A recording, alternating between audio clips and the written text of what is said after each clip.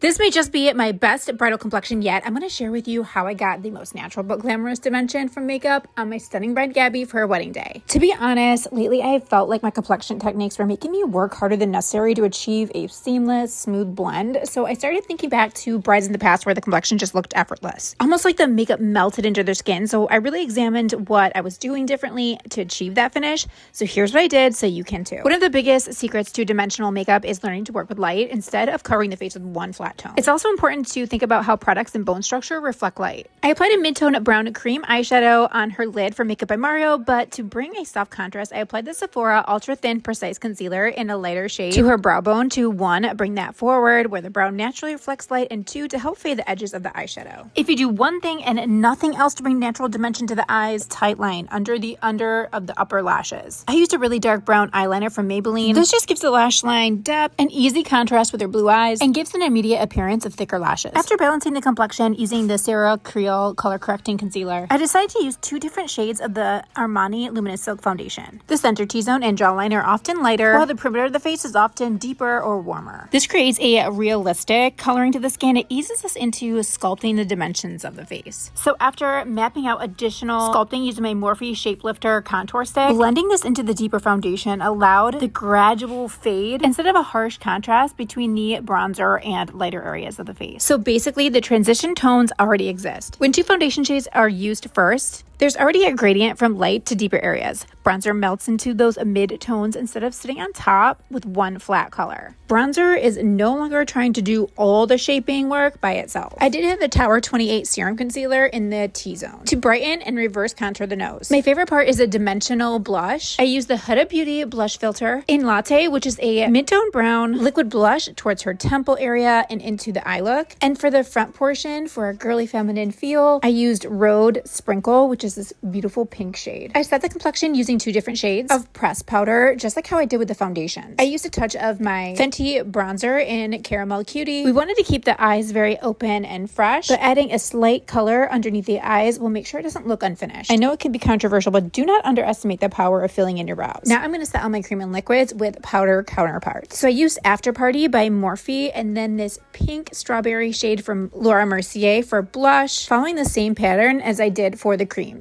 For a dimensional lip, I used the Hung Van Gogh Glossy Lip in Bilingual, a medium rose, then a Huda Beauty's Faux Filler Gloss in a mid sealer, a caramel nude in the centers. The lighter, glossier center makes the lips pull forward and look poutier and fuller. For Gabby's hair, we just added Luxie hair extensions, so it added fullness throughout the lengths, and added 1 1/4 inch waves. And this was Gabby's final wedding day look. Let me know what you guys think.